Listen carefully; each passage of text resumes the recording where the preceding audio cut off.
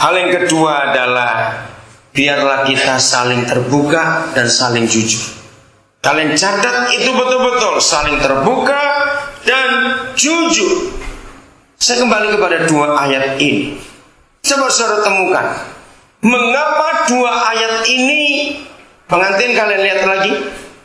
Kata pertama dimulai dengan kata yang sama. Kata apa itu Bu Alkitab? Lihatlah.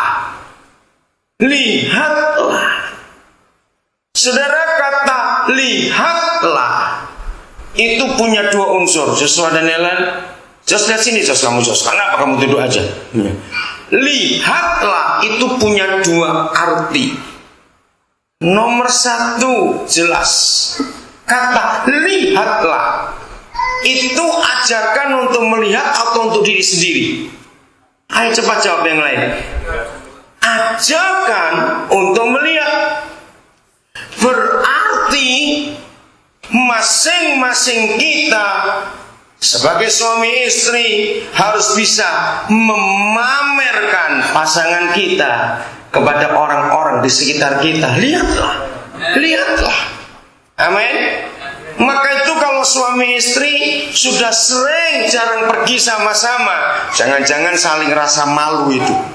Kalau pergi bareng, kalau ada suami istri seperti itu, celaka pernikahan kita. Bagaimana kita bisa memamerkan pasangan kita kepada yang lain kalau kita aja nggak pernah bangga dengan pasangan kita? Lihatlah. Saudara Ellen, ini penting sampai kapanpun juga. Bagi ibu bapak sudah menikah sudah lebih dari 30 tahun misalnya, atau menikah sudah lebih dari 40 tahun, jangan juga merasa sudah tua, jangan kayak anak muda. Nggak bisa. Walaupun sudah tua, kita tetap harus saling membanggakan pasangan kita. Justru orang-orang di sekitar kita, anak-anak kita akan melihat juga. Kalau kita sudah tua-tua, tapi tetap bisa saling membanggakan, memamerkan, lihatlah. Maka anak-anak kita, cucu-cucu kita akan bangga punya orang tua, punya kakek nenek yang seperti itu. Kata yang kedua, arti kedua kata lihatlah, itu menunjukkan kebanggaan kepada diri sendiri. Sampai kapanpun usia pernikahan kalian, Saudara Nelan harus terus memperhatikan itu. Kalimat yang kedua, Tuhan menggunakan dua kata yang berbeda. Untuk pengantin laki-laki, mempelai laki-laki, suami kepada istrinya, kata sungguh cantik engkau. Tapi untuk istri kepada suaminya, setelah sekian lama kita menikah, ada kata sungguh menarik. Saudara, luar biasa mengapa Tuhan membedakan ini. Sungguh cantik dan sungguh menarik. Hebat sekali firman Tuhan ini.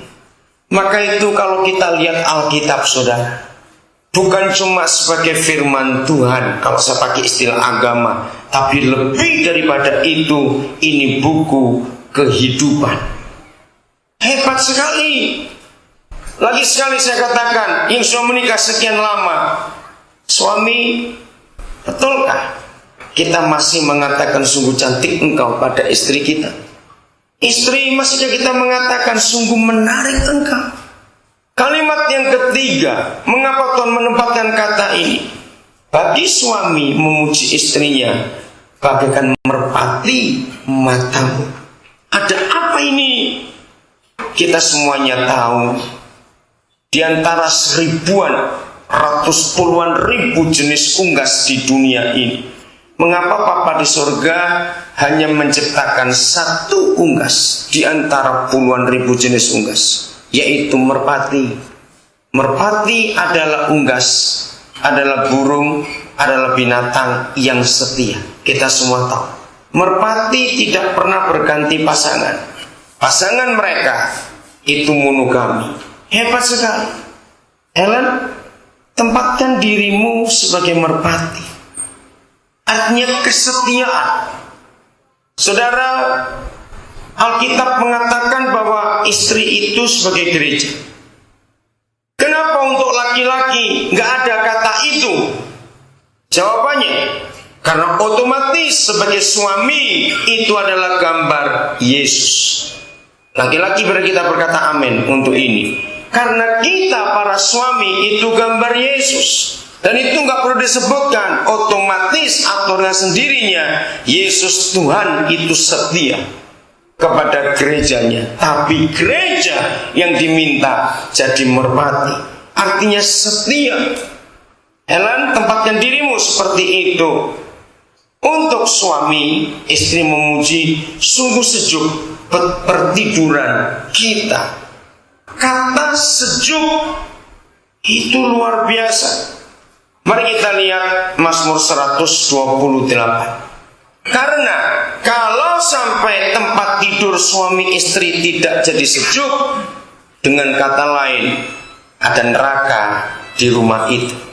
Suami-suami, kita perhatikan bahwa kebahagiaan rumah tangga ternyata bukan di tangan istri, tapi di tangan suami. Suami pegang peranan yang sangat mutlak untuk ini. Lagi sekali, tempat tidur kita nggak jadi sejuk, itu berarti jadi neraka suami istri. Kapan dan bagaimana, suamilah yang menentukan tempat tidur itu. Judulnya apa? 128. Berkat atas rumah tangga. Jos, kamu baca lagi. Ini penting sekali. Berkat atas rumah tangga. Siapa kuncinya? Ayat 1 mulai. Berkat atas rumah tangga. Kasih Ellen tekatan mulutnya ya. Jangan sama adalah setiap orang yang takut akan Tuhan, yang hidup menurut jalan yang ditunjukkannya. Ya, dua ya. Apabila engkau memakan hasil jerih payah tanganmu, berbahagialah engkau dengan dan baiklah keadaanmu. Ya, jangan tutup dulu. Coba saudara perhatikan ini. Kata berbahagia, itulah dambaan semua orang. Amin saudara. Bahagia. Kita bahagia bukan karena kaya, bukan. Belum tentu orang kaya bisa bahagia. Berbahagialah setiap orang yang takut akan Yahweh, yang hidup menurut jalan ditunjukkannya. Apabila engkau memakan hasil jerih payah tanganmu, berbahagialah engkau dan baiklah keadaanmu. Rumah tangga kita, hidup kita semua kan baik, bahagia, sejuk, indah, nikmat, rasa aman, dan semuanya itu. Kalau kita takut akan Bapa di surga dan hidup menurut jalan yang ditunjukkan. Siapa dia? Ayat 3 yang memberitahu siapa ini. Ayat 3 bacakan. Istrimu akan menjadi seperti pohon anggur yang subur. Ya, stop sampai situ dulu. Setelah diterangkan orang yang berbahagia adalah orang yang takut akan Yahweh, yang hidup menurut jalan ditunjukkannya, jadi nggak nyimpang kiri kanan, maka berkat Tuhan nyata, hidupnya bahagia, rezekinya melimpah, baik keadaannya.